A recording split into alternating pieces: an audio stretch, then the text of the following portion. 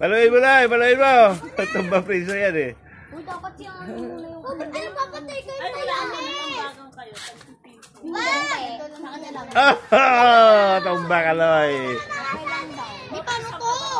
Di paano to?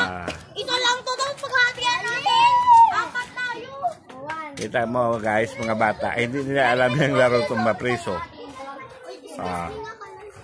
Hindi po nila alam ang tumbang priso. Ngayon alam na nila.